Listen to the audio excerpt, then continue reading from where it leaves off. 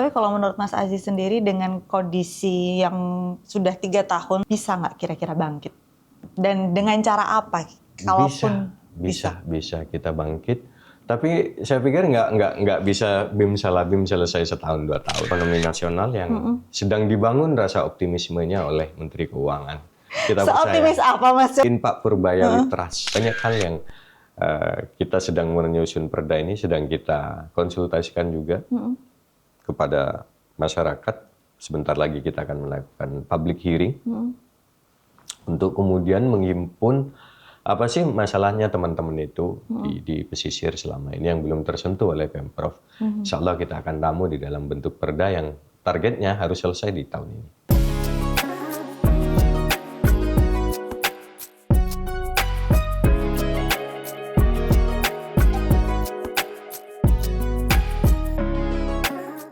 Assalamualaikum warahmatullahi wabarakatuh. Waalaikumsalam warahmatullahi wabarakatuh. Saya manggilnya Mas atau Bapak ini? Bebas. Bebas ya, Mas aja ya? Boleh. Mas Aziz, gimana kabarnya hari ini Mas? Alhamdulillah sehat. Alhamdulillah. Dari Madura atau dari Surabaya? Dari Madura, kita habis ketemu dengan konstituen. Oke. Tapi memang setiap harinya stay di Madura? Atau? Kita bolak-balik. Oke. Kita bolak-balik karena pertama saya tidak ingin putus dengan konstituen. Jadi memang saya sering pulang ke rumah ibu saya, kemudian terima tamu di sana dengan konstituen. Kita terus connect. Kalau Surabaya Madura sih masih dekat lah ya. Dekat lah, berapa? Setengah jam, 45 menit. Iya makanya, kalau Surabaya Banyuwangi ini baru jauh banget. Itu yang jauh. Oke, Mas Aziz sebagai anggota Dewan, apa nih kesibukan yang lainnya selain jadi anggota Dewan? Kita usaha kecil-kecilan meneruskan usaha keluarga. Ya, kirim sapi ke Kalimantan Barat, kemudian juga di bisnis angkutan sapi ke Kalimantan Barat. Itu sih kegiatan saya. Udah berapa lama berarti bisnis sapinya ini, Mas? Itu turun-temurun ya. Oh, jadi ini melanjutkan sejak tahun? Aja. Kakek saya infonya memulai sejak tahun 70-an. Saya belum lahir. Wow. Gitu. Dalam 50 tahun lebih berarti ya Mas ya? Iya, sekitar tahun 70-an. Kalau perdagangan sapi ini bisa dibilang bisnisnya perdagangan sapi nggak sih Mas? Iya. Iya, perdagangan sapi ya berarti bisnisnya ya. Terdampak nggak dengan kondisi ekonomi Indonesia yang saat ini? Kita terdampaknya sudah sejak lama, sejak penyakit ada heboh penyakit PMK, penyakit mulut dan kuku, itu memang kita sangat terdampak. Pasca COVID kemudian ya kita terdampak di penyakit PMK itu. Oh, berarti bukan karena indeks ekonomi ya? Bukan, kita udah lama, sekitar tahun 2022 ya. 2021, 2022 setelah itu COVID kan berarti COVID, ya? setelah COVID kan kemudian PMK itu ya? Virus PMK itu menyebar begitu cepat begitu ini. Itu sampai hari ini kita belum bisa bangkit sepenuhnya efek dari sana itu. Oke, yang bikin belum bisa bangkit sepenuhnya apa Mas kalau di bidang perdagangan sapi ini? Banyak hal ya. Pertama ya mungkin karena efeknya ini panjang, Pak. Okay. Mulai dari penerima, dari pihak penerima di provinsi lain, itu kemudian beralih bisnis, yang dulunya langganan kita kemudian tidak bisa menjadi langganan kita lagi. Oke. Kemudian yang di sini juga teman-teman di level petani yang kemudian menjual sapinya sudah mungkin give up juga begitu, karena memang modal yang dulu nggak kekejar dan lain sebagainya. Banyak ini efeknya panjang. Sampai sekarang ya? Per hari ini ya kita saya pikir sudah mulai coba bangkit tapi belum sepenuhnya pulih. Tapi kalau menurut Mas Aziz sendiri dengan kondisi yang sudah 3 tahun terdampak dari PMK ini tadi, bisa nggak kira-kira bangkit? Dan dengan cara apa? Kalaupun bisa kita bangkit. Tapi saya pikir nggak bisa bim selesai setahun 2 tahun. Oke. Artinya efeknya ini kan gini, ini banyak sektor yang mempengaruhi. Termasuk persoalan ekonomi kita itu juga mempengaruhi. daya beli masyarakat juga. Iya betul ya Mas ya. Ya. Kemudian biaya produksi yang kemudian tinggi dan kondisi ekonomi yang sekarang itu juga mempengaruhi. Ini banyak hal yang artinya yang mempengaruhi itu banyak hal, banyak faktor, bukan hanya satu faktor. Gitu. Oke, jadi sebenarnya bisa, tapi mungkin butuh waktu butuh waktu. Kita nggak tahu sampai kapan. Kita nggak tahu, dan semoga ini juga kita bisa bangkit seiring dengan pertumbuhan ekonomi nasional yang sedang dibangun rasa optimismenya oleh Menteri Keuangan. Kita Seoptimis apa Mas coba? Iya, Pak Purbaya. Pak Purbaya Litras. Oh iya. Oke, Mas Aziz ini kan latar belakangnya sarjana hukum. Ya. Pernah menjadi pengacara kalau nggak salah. Ya. Kemudian sekarang menjadi anggota dewan, punya bisnis sapi. Agak nggak nyambung ya Mas ya, dari pengacara ke bisnis sapi. Kalau anggota dewan sih mungkin masih iya gitu. Nyambung aja. Gimana nyambungnya coba? Iya, kita ini kan palu gada, palu mau gua ada gitu. Artinya ya saya pikir itu bagian dari jiwa entrepreneurship kita. Kalau dulu saya jadi lawyer, itu juga bagian dari panggilan. Kemudian saya ikut menjadi anggota dewan, itu juga menjadi bagian dari panggilan.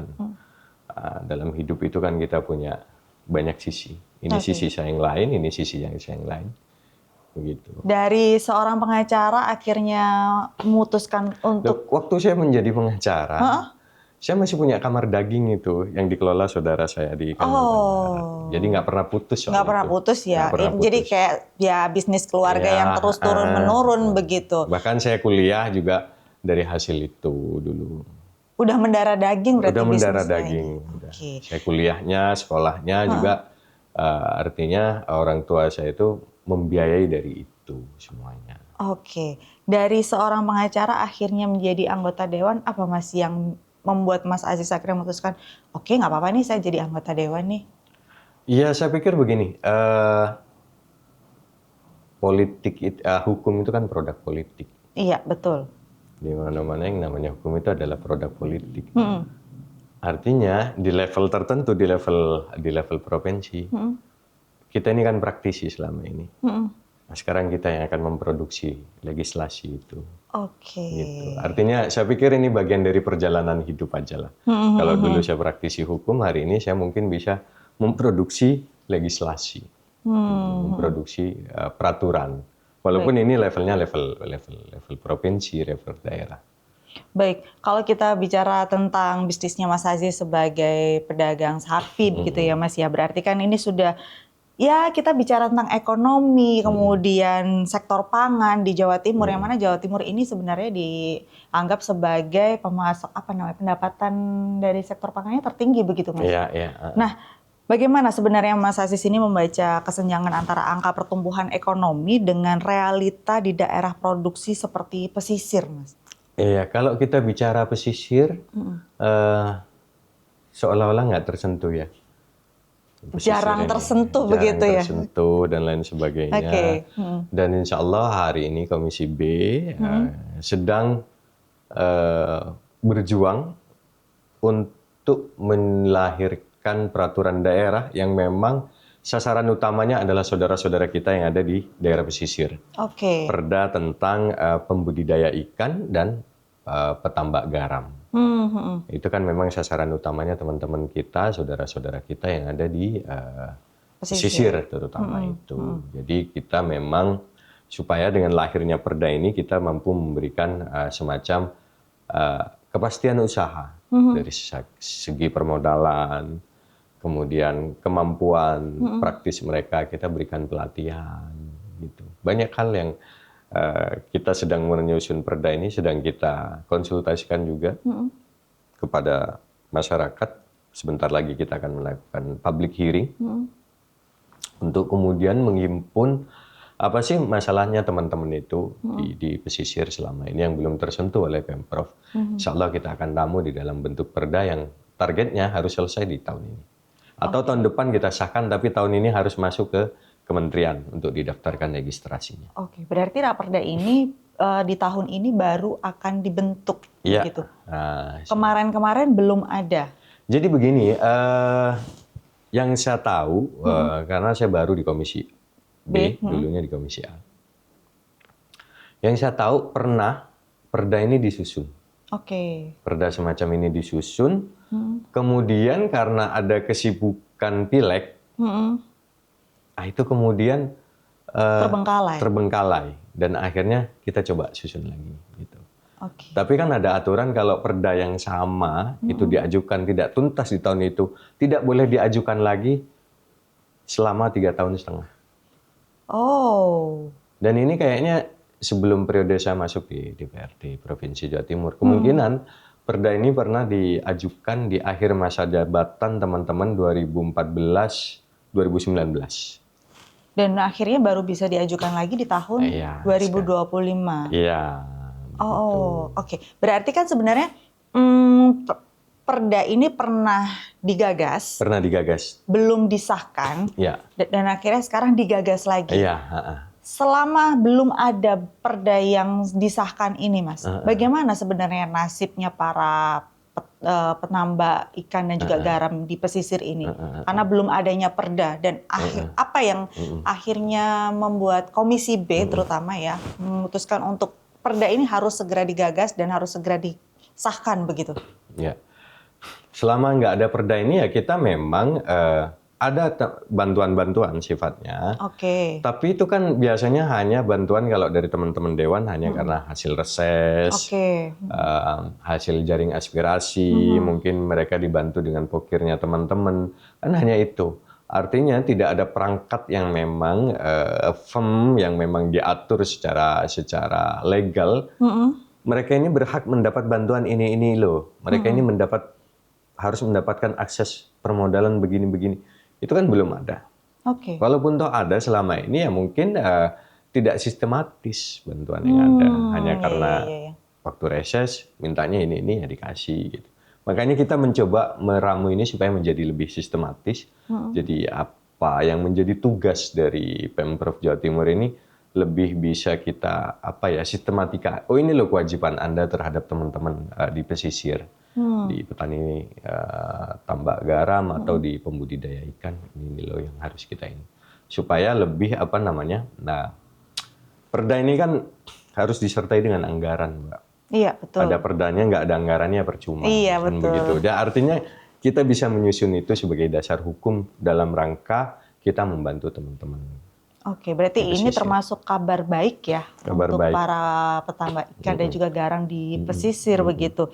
Nah, kalau berdasarkan data ini Mas, Jawa Timur itu kan menyumbang sekitar 42% garam nasional dan hampir 9%-nya ini hasil budidaya ikan nasional begitu.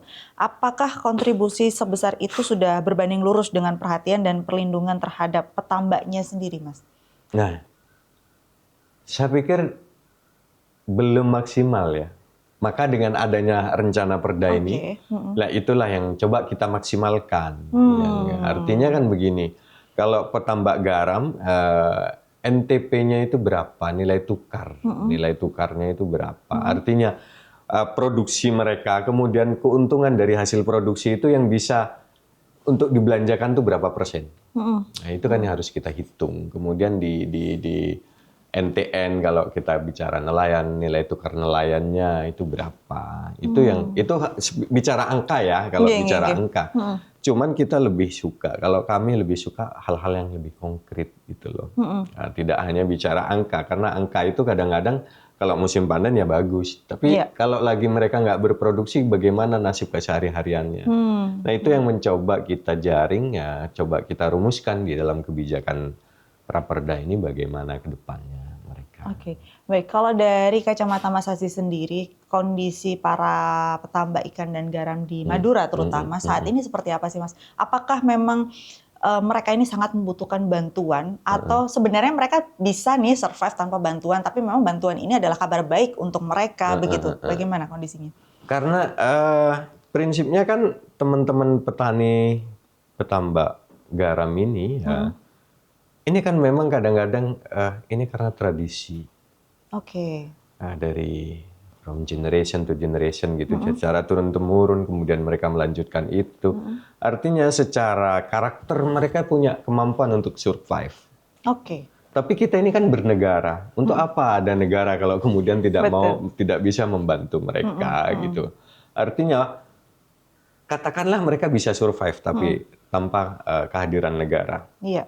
Tapi untuk apa kita bernegara kalau kemudian kita tidak mampu bisa membantu mereka. Begitu. Nah, ini yang coba kita ini kan, bahwa kemudian mereka berhasil survive, saya pikir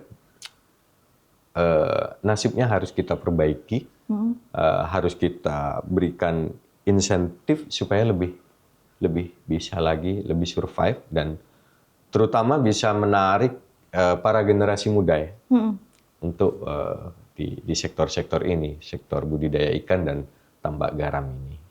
Kalau dilihat dari hasil reses atau mungkin ada masyarakat yang ada keluhan gitu ya ke Mas Aziz, apa sebenarnya kendala yang paling sering dihadapi oleh petani dan juga petambak garam dan ikan di Madura ini? Kemudian menurut Mas Aziz sendiri, apa yang paling penting atau paling urgent untuk diperjuangkan bagi mereka di Raperda ini nantinya? Karena gini, Raperda ini tentu bukan surat sakti yang bisa memperbaiki semua keadaan. Oke. Kewenangan provinsi terbatas. Pertama yang dikeluhkan tentu kalau dari teman-teman petambak garam itu adalah harga yang fluktuatif. Itu menjadi anomali, kadang-kadang sampai 500-800 rupiah per gram. Per gram? Per kilo, sorry. Per kilo? Per kilo. Saat ini nggak ada, apa sih Mas namanya? Harga pokok penjualan belum ada. Persoalannya begini Mbak, artinya garam ini per hari ini belum masuk di dalam peraturan presiden tentang bahan pokok penting. Oke. Bapokting namanya. Padahal garam ini tidak hanya menjadi kebutuhan rumah tangga, tapi juga menjadi kebutuhan industri. Iya. Seharusnya garam ini dimasukkan sebagai bapokting, bahan pokok penting di dalam Perpres, dan itu belum. Padahal kalau kita tiap hari masak gak ada garam juga nggak ada. Ya, hambar dong kan begitu. Harusnya dimasukkan di dalam bapokting seperti halnya yang lain-lain, seperti beras dan lain sebagainya gitu. Nah, seandainya ini dimasukkan di bapokting, kemudian kita berikan target, katakanlah satu kilonya harus harga sekian. Itu saya pikir sangat membantu. Dan ini yang sedang kami perjuangkan oleh Komisi B, gimana caranya supaya garam ini masuk di bapokting dan punya HPP, harga pokok penjualan. Iya, betul. Misalkan, oke lah ditarget 5.000 atau 6.000, artinya setelah melihat kondisi pasar, berapa sih layaknya? Gitu, seperti halnya gabah dan lain sebagainya. Kalau sudah punya harga patokan seperti itu kan, teman-teman petani ini lebih tenang gitu. Iya, betul. Nah, itu keluhan paling utama yaitu memang ya bahwa ada faktor cuaca dan lain sebagainya itu ya faktor alam yang nggak bisa kita kendalikan gitu. Itu. Kemudian juga soal akses permodalan. Tapi akses permodalan ini kita sedang dorong dengan pemerintah Pemprov Jawa Timur, bahwa hari ini kan Pemprov punya program namanya Prokesra, program kesejahteraan rakyat. Itu ada pinjaman senilai 50 juta dengan plafon 50 juta dengan bunga yang cukup rendah ya, 3% kalau nggak salah. Setahun ya. Dan insya Allah tahun depan itu akan diturunkan lagi bunganya 2,75%. Tapi kan kita minta plafonnya supaya dinaikkan. Oke. Tidak hanya 50 juta, cuman ya kita kemampuan fiskal kita hanya segitu. Gitu. Tapi ya ini semua terus diupayakan. Jadi yang pertama memang harga, keluhannya dia harga yang fluktuatif, cenderung anomali bahkan. Kemudian juga akses permodalannya, memang pelatihan dan teknologi. Yang kalau soal pelatihan dan teknologi, insya Allah bisa kita handle lah di Perda ini. Kita kasih pelatihan teman-teman petambak garam itu, pembudidaya ikan itu. Kita bisa kasih pelatihan itu. Permodalan kita bisa kecil-kecilan. Yang menjadi tugas pemerintah pusat adalah terkait garam ini, bagaimana kemudian menempatkan garam ini sebagai bapokting di dalam Perpres. Dinyatakan sebagai bahan pokok penting. Kemudian dikasih harga pokoknya sekian. Misalkan harus 5.500 per kilo atau 8.000 per kilo. Dan insya Allah teman-teman yang di bawah semangat. Seperti halnya kita hari ini teman-teman petani padi semangat dengan harga-harga seperti itu. Kalau menurut Mas Aziz sendiri, berapa harga pokok yang paling pantas untuk para petani atau petambak garam ini? Petani atau petambak sih Mas namanya kalau garam? Petani. Petani tambak garam. Petani tambak garam sebutannya. Oke. Harga yang paling pantas diberikan untuk harga garam per kilonya bagi petani tambak garam ini berapa? Saya nggak bisa menyampaikan itu. Nanti saya dianggap ikut campur di bisnisnya orang. Kalau bicara angka ya mereka pasti maunya setinggi-tingginya 8.000 kayak 15.000 pasti maunya seperti itu. Tapi kalau kita bicara pantas atau tidak pantasnya kita hitung secara fair aja. Oke. Biaya produksinya berapa? Kemudian sejauh mana kemudian kebutuhan teman-teman ini seperti apa? Maksudnya kebutuhan industri kita seperti apa? Dan lain sebagainya. Saya pikir kalau penentuan harga memang butuh semacam kajian lebih dalamnya. Kalau saya usul 150.000. Ketinggian kalau itu Mas Aziz. Artinya jadi barang langka nanti. Iya, nanti kita jadinya makan nasi tanpa garam dong. Tapi ya enggak lah, kalau soal harga ya mungkin 8.000, 6.000 atau disamakan dengan gabah itu. Tapi itu perlu kajian sih. Perlu kajian. Tapi kalau misalkan harga pantasnya mungkin ya kita bicara 5.000 lah ya, let's say 5.000 harga yang paling pantas untuk per kilogramnya. Kemudian turun sampai 500 atau 800 itu kan jauh banget gitu Mas. Iya, dan itu yang dihadapi oleh saudara-saudara kita selama ini. Dan ini. itu sudah terjadi bertahun-tahun. Dan bertahun-tahun terjadi seperti itu. Terus bagaimana mereka survive? Kalau tadi Mas Aziz mengatakan bahwa sebenarnya mereka ini bisa survive karena memang generation to generation ya. Tapi ketika harga yang sudah sangat turun, bagaimana caranya mereka survive, Mas? Ya saya pikir tidak hanya tergantung pada itu ya, tidak tergantung pada garam. Mungkin teman-teman itu punya penghasilan lain ya. Punya penghasilan lain dari sektor di luar sektor itu. Tapi garam ini kan potensi. Iya, kalau betul. kita seriusin, kita ini akan swasembada loh. Sampai hari ini kan kita masih impor. Presiden maunya 2027 itu sudah nggak boleh ada impor lagi. Kita sudah harus swasembada. Dan ini yang perlu kita tangkap melalui perda-perda ini. Kemudian juga terkait petambak garam ini memang perda ini memang kami targetkan segera selesai supaya tidak terjadi kekosongan hukum. Karena begini, Mbak. Di dalam Undang-Undang Pemerintahan Daerah Nomor 23 2014. 2014 kalau nggak salah. Itu kita punya kewenangan terhadap laut provinsi itu 0 sampai 12 mil. 0 sampai 12 mil itu adalah kewenangan provinsi. Artinya petambak garam, pembudidaya ikan yang di dekat-dekat itu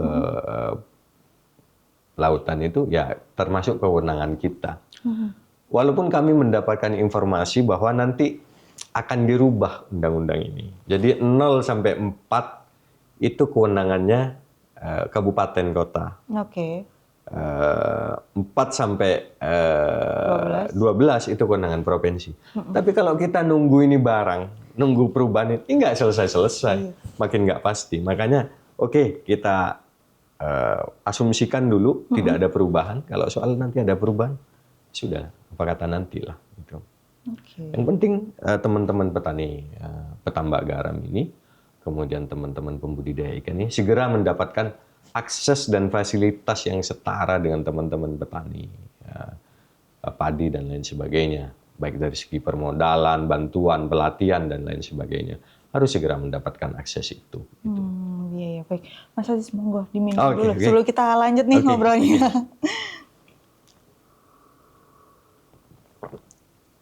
Nah, kalau tadi kita bahas tentang garam di pesisir. Bagaimana dengan nasib para pembudidaya ikan di Madura terutama? Kalau di Madura ini kenapa sih, Mas? Kalau di Madura ini jarang pembudidaya ya. Adanya? Kita pelaut. Pelaut. Kita pelaut, bahwa kemudian memang ada beberapa sengketa terutama di wilayah antar nelayan lah. Ya. Sesama nelayan Jawa Timur juga di kepulauan dengan teman-teman dari kabupaten lain terkait rebutan itu, wilayah tangkapan.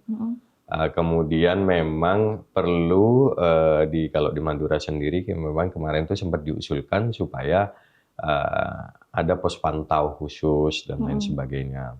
Karena kadang-kadang teman-teman nelayan ini mungkin karena pengen mendapatkan hasil yang banyak menggunakan troll. Yang itu sebenarnya ilegal karena itu bisa merusak terumbu karang dan lain sebagainya. Dan itu dari sektor itu, sektor nelayan dan lain sebagainya sedang kita godok bersama DKP, Dinas Kelautan dan Perikanan. Kita coba petakan, kita coba mitigasi apa sih yang menjadi persoalan-persoalan antar nelayan ini. Kemudian memang lagi-lagi di anggaran sih yang kita ada keterbatasan fiskal untuk kemudian dilakukan pemantauan secara insentif oleh pihak Dinas Kelautan dan Perikanan terkait sengketa wilayah tangkap ikan itu ya. Oke, kalau di sektor garam ini salah satu kendalanya adalah HPP yang belum ada. Tapi kalau di sektor ikan apa Mas kendalanya? Kalau dari harga ikan juga apakah ada HPP-nya juga sih Mas? Oh enggak, kalau ikan nggak ada. Kalau ikan nggak ada. Kalau teman-teman ya barangkali cold storage dan lain sebagainya. Tapi ya yang saya tahu teman-teman itu memang sudah kerjasama dengan pengusaha-pengusaha kelas menengah atas ya. Hasil tangkapnya itu kadang-kadang memang nggak dibawa ke daratan, tapi langsung disetorkan di tengah laut. Terus? Yaitu yang kemudian tidak terhitung oleh kita. Gitu. Hasil tangkapnya berapa sih? Kemudian tidak semuanya bisa memasukkan itu di aplikasi. Karena memang ada aplikasi kan. Jadi hasil tangkap kita berapa dan lain sebagainya. Gitu. Tapi tata kelola, tata niaga soal itu mungkin insya Allah juga kita sedang perbaikilah semuanya. Yang nantinya ada di Raperda ini ya Mas? Tidak termasuk di Raperda. Tidak termasuk di Raperda. Nah ini hanya untuk pembudidaya ikan dan petani petambak garam. Baik. Nah, kalau kita balik lagi ke masalah garam nih Mas, produksi garam kita tuh kan melimpah sebenarnya ya. Tapi banyak laporan yang menyebutkan bahwa kualitas garam rakyat itu masih di bawah standar industri. NaCl-nya kurang dari 95%. Ya. Menurut Mas Aziz sendiri, masalah utamanya ada di mana sih Mas? Di teknologi, tata kelola, atau justru di rantai pasok yang nggak adil sebenarnya? Sebenarnya ini teknologi aja. Kalau teknologi ya juga mungkin di rantai pasok yang perlu kita urai lebih lanjut. Diskusinya panjang soal rantai pasok ini. Tapi sebenarnya gini, kalau soal NCKL tadi itu kadar air dan lain sebagainya, itu bisa pakai teknologi tertentu kok. Yang saat ini belum dimiliki atau bagaimana? Ya itu yang sedang kita dorong, supaya itu nanti bisa diterima oleh industri. Gitu. Kalau kemudian rantai pasok yang agak sedikit mesti kita urai adalah bagaimana kemudian teman-teman petani garam ini terikat katakanlah dengan tengkulak tertentu karena sudah mendapatkan pinjaman dan lain sebagainya. Akhirnya harganya dihargai ini karena rentenir dan lain sebagainya. Gitu. Ada 1-2 kasus seperti itu dan insya Allah kita akan urai dengan adanya bantuan program Prokesra nantinya. Baik, berarti masalahnya ada di teknologinya yang nantinya ini akan segera terselesaikan dengan program Prokesra tadi ya Mas ya. Baik, ketika harga garam dan juga ikan fluktuatif, ini yang paling sering dirugikan ini adalah petambak begitu yang menjadi pihak yang paling rugi. Apakah ada mekanisme penyangga harga atau intervensi pasar yang sedang didorong dari kebijakan daerah ini, Mas? Terkait ini ya, terkait garam. Kalau kita bicara garam dulu. Nah kalau kita bicara garam ini, memang kita sedang komunikasi dengan PT Garam. Kemarin kita komunikasi dengan PT Garam. Kita minta supaya PT Garam itu betul-betul menyerap garam produksi rakyat. Karena kan PT Garam ini operator juga regulator, karena beliau BUMN. Nah, artinya begini, kita mencoba komunikasikan ini dengan PT Garam, kemarin kita sudah ke sana, supaya katakanlah nanti PT Garam ini buka dong loket-loket. Bagaimana supaya masyarakat itu punya akses langsung kepada PT Garam. Supaya PT Garam itu bisa menyerap Karena yang menyerap itu tidak satu-satunya tidak PT Garam ya, karena itu yang BUMN itu, tapi ada beberapa perusahaan swasta. Kita sedang mendorong supaya ada kerjasama yang baik kalau soal data itu. Tapi kalau soal budidaya ikan ini, teman-teman di Komisi B itu, karena hari ini ada program MBG, coba kita akan matchingkan dengan itu. Karena kebutuhan kita terhadap ikan dan lain sebagainya. Itu yang sedang coba kita carikan formulasi yang paling tepat supaya SPPG ini bisa kerjasama dengan budidaya ikan. Itu yang penyedia makanan bergizi gratis. Itu yang sering menjadi diskusi kami di Komisi B, bagaimana supaya matching ini antara pembudidaya ikan dengan penyelenggara pusat MBG itu iya. Baik. Kalau kita bicara Raperda ini yang sedang digagas ini, Mas, kabarnya kan mencakup 9 bab dan ada 55 pasal gitu, termasuk aspek teknologi, pasar dan kelembagaan. Mungkin bisa dijelaskan bagaimana Raperda ini berbeda dari kebijakan-kebijakan sebelumnya yang sering mandek diimplementasinya gitu. Ya. Kalau kita bicara kebijakan-kebijakan sebelumnya, ya kita kan minta dorong supaya nanti kita akan minta pergubnya segera diselesaikan. Dulu itu banyak perda yang kemudian pelaksanaannya itu terhambat karena memang pergubnya terlambat. Bahkan ada perda sama pergub itu selisih 3 tahun usianya. Pernah ada beberapa. Berarti perdanya sudah ada, pergubnya nggak ada. Padahal pelaksanaan teknisnya itu kan dipergubkan. Iya. Makanya ini kan nanti akan kita dorong supaya segeralah dalam waktu 30-60 hari nanti kita sedang merumuskan supaya dia segera dibentuk pergub sebagai pelaksana teknisnya. Gitu. Apakah ini nanti juga mengatur tentang sistem niaganya? Karena saat ini kan banyak sekali yang tengkulak yang menekan harga gitu. Di Raperda ini apakah juga nantinya bisa melindungi para petani petambak ini dari tengkulak-tengkulak yang menekan harga itu, Mas? Kalau soal itu, Mbak, kita hanya bisa mendorong akses permodalannya supaya mereka tidak terjebak pada sistem rentenir itu. Baik. Tapi kalau hal-hal lain kadang-kadang memang teman-teman itu memilih seperti itu. Iya, karena memang ada hukum pasar yang berlaku. Katakanlah saya belum waktunya panen nih atau waktunya panen, tapi saya kan punya kebutuhan sebelumnya. Saya pinjam kepada si B yang harus saya jual ini di bawah harga. Kadang-kadang ada hal-hal seperti itu. Tapi ini semua nanti kita akan segera public hearing, mendengar secara langsung dari teman-teman petambak garam. Kemarin ada beberapa perwakilan hadir di FGD supaya teman-teman di level pengusaha garam itu yang hadir di FGD memberikan masukan-masukan dan waktunya kemarin tidak cukup dan akan kami adakan lagi public hearing-nya. Karena itu memang diwajibkan kan oleh konstitusi. Betul. Kita akan melakukan itu.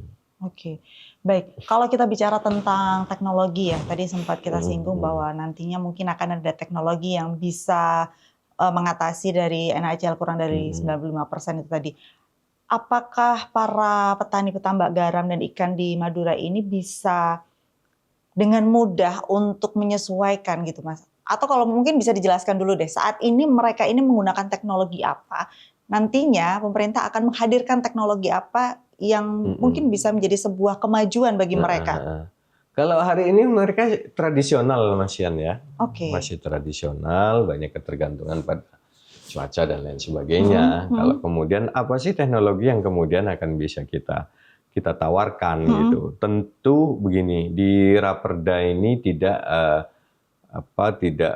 menyebut secara spesifik teknologinya A, B, C, D, E. Ini nggak boleh. Ya, makanya kita hanya bicara teknologi. Nanti teknologinya seperti apa pelaksanaannya? Kita undang ahli yang paling kompeten pada saat itu, karena teknologi terus berkembang. Iya, betul. Apa yang paling cocok? Karena kalau kita bicara teknologi, kemudian kita kunci di dalam perda. Kalau kemudian teknologi itu berkembang, perda kita ketinggalan. Oh iya, betul Gitu. betul. Takutnya kita ketinggalan. Tapi apa Mas kira-kira nantinya mungkin bisa terbaca ya kendala yang Iya. akan dialami oleh petani? Saya pikir nggak akan ada kendala. Makanya kita mendorong supaya petani ini juga nanti kerjasama dengan koperasi merah putih. Oke. Gitu. Nanti koperasi lah yang mengoperatori itu. Kan begitu. Artinya hari ini dengan program pemerintah pusat ini luar biasa. Koperasi Kopdes Merah Putih itu kalau bisa juga ikut bermain di wilayah ini, di wilayah garam ini. Gitu. Baik. Kalau target pemerintah ini adalah swasembada garam tahun 2027 begitu Mas. Apa prasyarat yang harus dipenuhi agar Jawa Timur, khususnya Madura, ini benar-benar siap secara kualitas, harga, dan juga kelembagaan? Ya artinya begini, kalau saya melihat petani kita itu diberikan dorongan semangat, diinjek semangatnya mereka.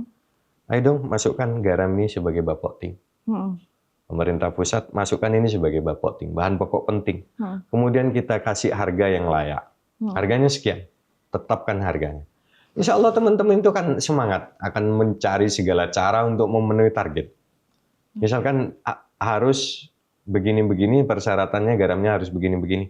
Yuk kita kolaborasi dengan pemerintah provinsi. Bisa kita anggarkan ini dan lain sebagainya. Ada koperasi merah putih. Saya pikir prasyarat utama itu jangan sampai kemudian harga garam ini semacam anomali gitu, fluktuatif yang nggak jelas. Ini kayak harga Bitcoin, harga saham. Sesi pertama hijau, sesi kedua merah gitu kan.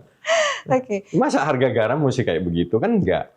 Karena syarat utama itu coba masukkan ini sebagai bapokting, berikan harga pokok penjualan. Itu akan jadi semangat tersendiri. Insya Allah ya, itu akan semangat. Itu untuk menimbulkan banyak petani-petani baru di sektor pergaraman kita. Apa yang mungkin ya menurut kacamata Mas Aziz, apa yang sebenarnya menjadi kendala sehingga garam ini belum masuk ke bapokting? Padahal garam ini adalah konsumsi sehari-hari, bahkan nggak ada masakan, nggak pakai garam terus kita bisa menikmati dengan enak tuh nggak ada gitu. Saya begini, kalau terkait itu pemerintah pusat yang bisa menjawab. Tapi yang pasti yang saya dengar sudah 2 atau 3 tahun lalu, terutama di masa akhir periodenya, Bu Hovifah itu sudah sering mengkomunikasikan ini dengan pemerintah pusat supaya masukkan di bapokting. Kenapa ini belum masuk? Kita nggak paham kebijakan yang ada di pusat ya. Apa alasannya? Apa argumentasinya? Apa rasionalisasinya? Kenapa ini nggak dimasukkan di dalam bapokting? Bahwa usulan itu sudah ada. Bu Hovifah juga katanya sudah bertemu dengan stakeholder yang ada di Jakarta. Pernah mengusulkan itu bahkan di akhir masa jabatannya. Berarti 2024-2023 Bu Hovifah udah sering. Kalau kita bicara petani petambak garam, kalau di pertanian padi dan lain sebagainya di sawah itu kan mereka salah satu yang menjadi kendala adalah tidak ada penerus karena anak-anak muda ini kayak memandang jadi petani itu apa sih? Padahal kalau sebenarnya dilakukan ini jadi sebuah keuntungan yang luar biasa, bahkan lebih bagus daripada mereka bekerja di kota begitu. Kalau di garam, apakah juga mengalami masalah atau kendala yang sama seperti itu? Ya, saya pikir persoalannya sama. Apalagi begini, apalagi garam ini nggak ada kepastian harga. Siapa yang mau kerja begitu? Siapa yang mau bertaruh di situ? Padi yang udah ada kepastiannya aja masih sekarang mesti ada insentif kan, artinya ada petani muda, petani milenial yang dikirim ke Kalimantan yang digaji 10-20 juta gitu. Itu kan bentuk insentif dari pemerintah supaya menumbuhkan petani-petani baru. Nah kalau di garam harganya aja nggak jelas gitu loh. Gimana orang mau meneruskan usaha yang harganya ya bisa Rp500 per kilo, bisa 3.000, bisa apa kayak gitu. Berarti sebenarnya kalau misalkan ini sudah masuk ke bapokting, kemudian raperdanya juga sudah disahkan. Ini bapokting itu nggak hanya satu-satunya, Mbak. Yang kita harap ada penentuan harga. Sebelum ada penentuan harganya, apakah harus masuk ke bapokting? Bapokting dulu. Iya, betul. Jadi ya sebenarnya itu tergantung kebijakan pemerintah pusat. Tentukan aja harganya, sudah 7.000 atau 8.000 sekilo. Insya Allah teman-teman itu mau itu. Kuncinya sebenarnya ada di situ ya Mas ya, untuk kesejahteraan para petani petambak garam ini. Oke. Jadi memang harganya kita sudah tahu ya, flat gitu. Iya. Bahwa kemudian nanti di lapangan pelaksanaannya ada yang kurang 500 karena ada begini. Faktanya di padi kan begitu. Iya, betul. Teman-teman itu kan kalau mau duit cepet, nggak mau nunggu 2-3 hari, ya rela mereka turunkan Rp500. Dengan kualitas yang juga turun. Enggak, sama kualitasnya, cuman ya nggak sabar aja, butuh duit hari itu juga gitu kan. Itu aja. Berarti kuncinya sebenarnya ada di situ ya Mas ya, untuk kesejahteraan para petani-petambak garam ini.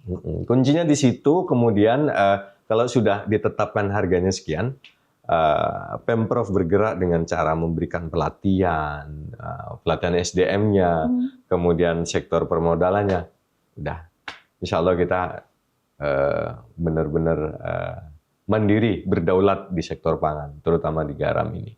Oke, terakhir harapan dari Mas Aziz sebagai anggota Dewan di Dapil Madura yang melihat secara langsung bagaimana teman-teman petani dan petambak garam ini. Kemudian juga sebagai Komisi B yang saat ini sedang menggagas Praperda ini, apa sih Mas harapannya untuk pemerintah pusat, untuk masyarakat juga gitu? Kalau untuk pemerintah pusat ya itu. Bapokting tadi. Iya, masukkan ini ke Bapokting, garam ini, kemudian tetapkan harganya. Jangan dibiarkan fluktuatif kayak begitu. Itu. Kalau itu sudah selesai, tugas kami mendampingi para petani kami ini. Tugas kami terkait bantuan teknologinya mungkin, permodalannya, pelatihannya, itu sudah tugas kami. Beserta dengan teman-teman di kabupaten. Itu aja harapan kami kepada pemerintah pusat.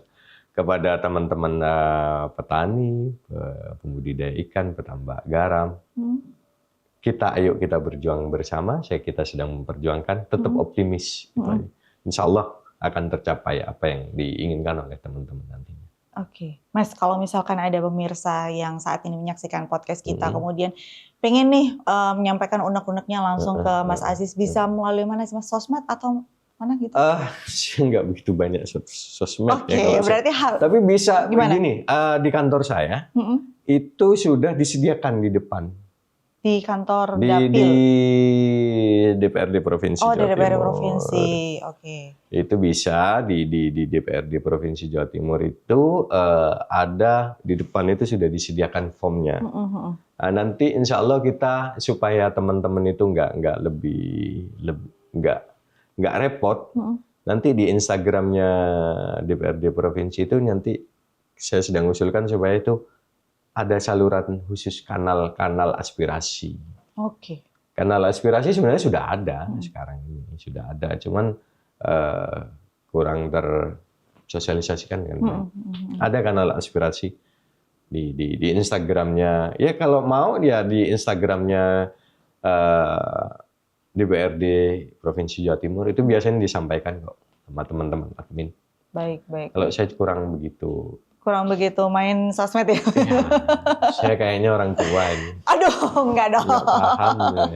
Oke, baik. Dari perbincangan saya dengan Mas Aziz ini berarti bisa disimpulkan bahwa sebenarnya petani dan petambak garam ikan, terutama di pesisir, ini sebenarnya sangat membutuhkan kehadiran pemerintah, entah itu pemerintah daerah maupun juga pemerintah pusat. Seperti yang sudah disampaikan tadi bahwa kenapa ini si garam ini belum masuk ke Bapokting, padahal ini adalah konsumsi sehari-hari bagi masyarakat dan juga industri begitu ya Mas ya. Ada juga garam yang untuk industri, dan supaya secepatnya pemerintah pusat ini bisa menetapkan HPP untuk garam, dan juga nanti ke depannya Raperda ini bisa menjadi kabar baik, sangat baik bahkan untuk petani petambak garam di daerah pesisir Jawa Timur begitu. Oke, terima kasih Mas Aziz atas waktunya. Sama-sama. Untuk pemirsa yang lagi nonton podcast ini yang mau berkomentar di kolom komentar YouTube, boleh silakan. Nanti kita bisa bantu sampaikan ke Mas Aziz juga kalau misalkan ada unek-unek. Atau Instagramnya DPRD Provinsi. Atau Instagramnya DPRD Provinsi juga boleh. Baik, terima kasih Mas Aziz. Kita ketemu lagi kapan-kapan ya Mas ya. Amin. Dengan obrolan yang lebih menarik lagi. Siap. Assalamualaikum warahmatullahi wabarakatuh. Waalaikumsalam warahmatullahi wabarakatuh.